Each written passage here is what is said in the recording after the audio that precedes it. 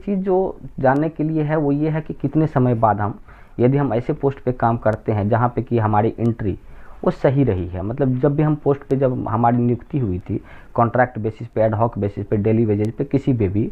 तो जब हम लोग वर्क करना शुरू किए थे तो कितने समय बाद हम परमानेंट के लिए जा सकते हैं, क्या हमारा क्राइटेरिया होना चाहिए। तो पहली चीज़ आप ये देखें कि आपकी जो नियुक्ति हुई है, क्या वो नियुक्ति यानी कि अपॉइंटमेंट जो आपका है वो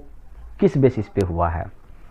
क्या कोई नोटिफिकेशन आया था, आपने कोई इंटरव्यू दिया था, आपने एग्ज़ाम क्वालिफाई किया था, या कि मतलब एक वैलिड प्रोसेस कहने का मतलब है, चाहे जो भी प्रोसेस हो लेकिन प्रोसेस वैलिड होना चाहिए। ऐसा नहीं कि बैकडोर से आ गए आप, तो है ना। तो वैलिड यदि आपका प्रोसेस है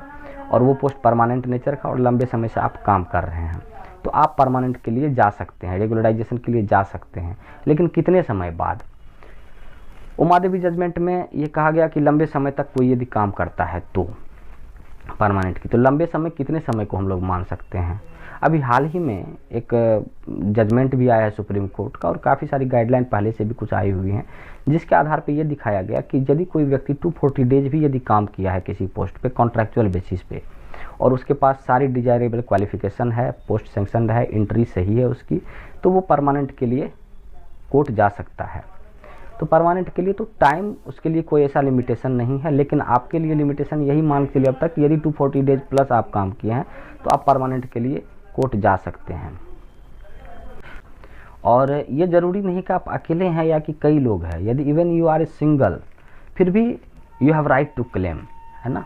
और ख़ास करके कुछ जजमेंट जो हमने पहले भी चर्चा की, जो हाल फिलहाल में भी कई जजमेंट दिए गए, state of Gujarat versus PWD employee वाला था, 2013 का जजमेंट था, उसमें भी ये कहा गया कि यदि परमानेंट नेचर का जॉब है और उस पर टेम्प्रोरी वो हुई है, क्या बोलते हैं, अपॉइंटमेंट हुआ है, कॉन्ट्रैक्चुअल बेसिस पे अपॉइंटमेंट हुआ है, तो परमानेंट के लिए जा सकता है। और यहाँ पे 14 और 16 आर्टिकल का भी वायलेशन नहीं होता है। तो कहने का मतलब है कि आपको देखना है बेसिकली कि आपकी एंट्री सही है,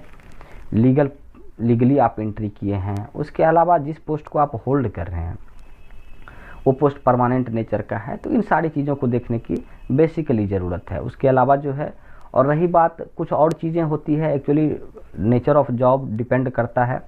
चाहे आप स्टेट गवर्नमेंट में हैं या कि सेंट्रल गवर्नमेंट में हैं। किसी भी गवर्नमेंट में किसी भी पोस्ट पे किसी भी प्लेस पे इंडिया में कहीं पे भी आप यदि वर्क कर रहे हैं इस तरह के पे, तो आप ये मान चलिए कि आपका जनरली तौर पे यदि कॉन्ट्रैक्ट बेसिस पे है और आपको लगता है कि आपका एक्सप्लॉयटेशन हो रहा है यानी कि शोषण हो रहा है, उस पद पे काम कर रहे हैं और आपको कुछ भी बेनिफिट नहीं दिया जा रहा है,